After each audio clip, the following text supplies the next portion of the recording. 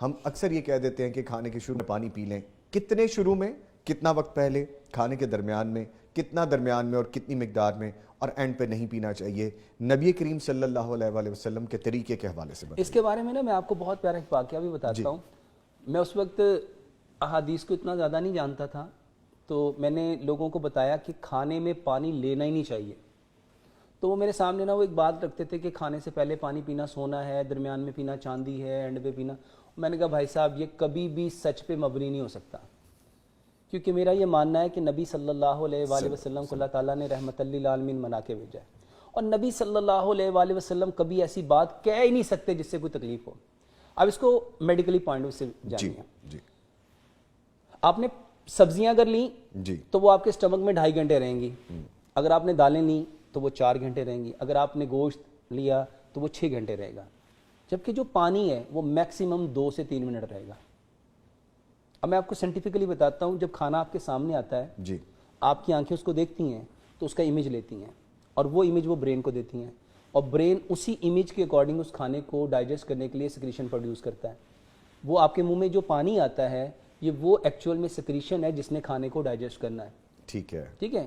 اب آپ نے کیا کیا, کھانا بھی باہر پڑا ہوا ہے, آپ نے کہا کھانے سے پہلے پانی پینا سنت ہے. آپ نے وہ پانی پی لیا تو وہ سیکریشن اس کے اندر ڈائلوٹ ہوگی, اور 3 منٹ کے بعد 4 منٹ کے بعد آپ کے اسٹمک سے نکل جائے گی. اب وہ سیکریشن تو دوبارہ بننی نہیں.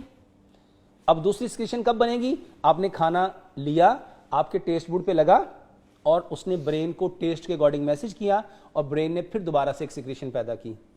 ٹھیک ہے.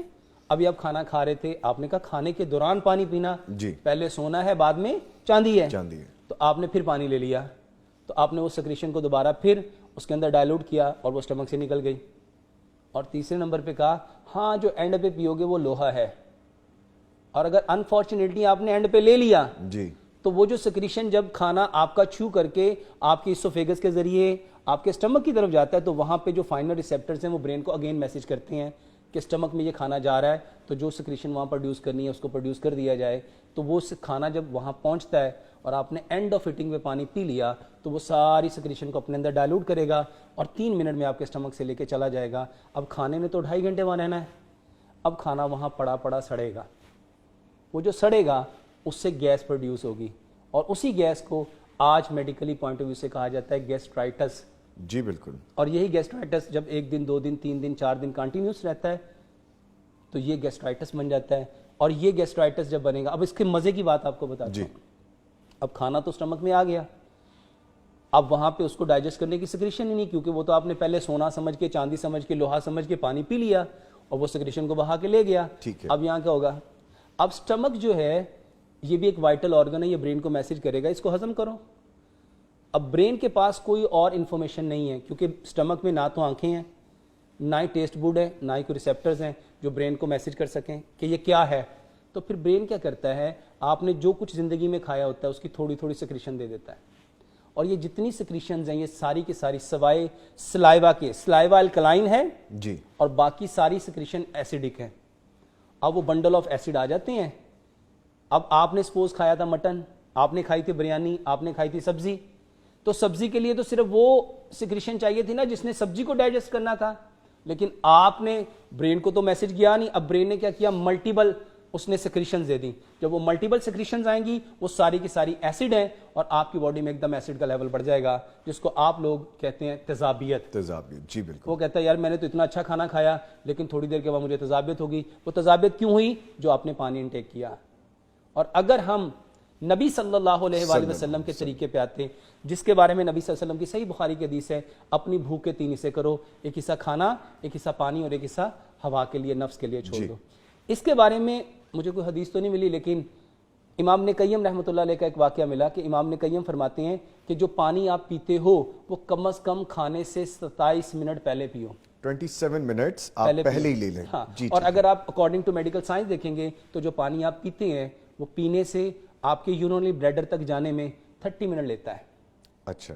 تو یعنی جو پانی آپ نے انٹیک کیا وہ آپ کے پورے یورینری ٹریک سے گزرتا گزرتا گزرتا یورینری بلیڈر میں 30 منٹ میں آ جاتا ہے. تو جو پانی آپ نے لیا تو جب کھانا آئے گا تو اس سے پہلے آپ کا پانی وہاں سے جا چکا ہوگا. تو جو سیکریشن کھانے کو دیکھ کے پروڈیوس ہوگی وہ بچ جائے گی, وہ کھانے کو ایکچوئل میں ڈائجسٹ کرے گی, جس کے لیے اللہ تعالیٰ نے اس کو پیدا کیا. تو سر اگر ضرورتاً آپ کو پانی کا سپ لینا پڑے، ایک آدھا سپ لے لیا، اس سے کوئی فرق میں نہیں ابھی بتاتا ہوں جی پلیز. پانی کی ضرورت کیوں پڑتی ہے. جی وہ ضرورت اس وجہ سے پڑتی ہے کھانا اٹک جاتا ہے. اچھا کھانا کیوں اٹکتا ہے جی یہ سمجھنا ہے. جی پلیز. اگر ہم امام ابن قیم، بلکہ اس سے پہلے حکیم لقمان کی بات بتاتا ہوں. حکیم لقمان اپنے بیٹے کو نصیحت کرتے ہوئے کہا کرتے تھے بیٹا دانتوں کا کام کبھی آنتوں سے نہ لینا، دانتوں کا کام کبھی آنتوں سے مت لینا. جو دانتوں کا کام آنتوں سے لے گا وہ بیمار پڑے گا. اب اس کو ہم میڈیکلی پوائنٹ سے سمجھتے ہیں. دانت 32 ہیں جی اور 4 ٹائپس کے ہیں. 8 دانت ہیں 1 نوک والے، اس کا کام ہے کھانے کو کاٹنا. 8 دانت ہیں 2 نوک والے، اس کا کام ہے کھانے کو پھاڑنا. 8 دانت ہیں 3 نوک والے، اس کا کام ہے کھانے کو چیرنا. اور 8 دانت ہیں 4 نوک والے، اس کا کام ہے کھانے کو پیسنا. دانتوں کا کام ہے کھانے کو کاٹنا، پھاڑنا، چیرنا، پیسنا. جی اگر ہم کھانے کو 32 بار چو کریں گے وہ کھانا کیا بن جائے گا؟ بالکل میش ہو جائے گا. اچھا کیا وہ اٹکے گا؟ نہیں پھر تو نہیں. پانی کی نیڈ ہوگی؟ نہیں. سر کھانے کو پانی بنانا سیکھو. اگر آپ نے کھانے کو چو کر لیا کتنے ٹائم؟ 32 ٹائم. 32 ٹائم آپ کو جی آئی ٹی ٹریک کی کبھی کوئی پرابلم ہو ہی نہیں سکتی.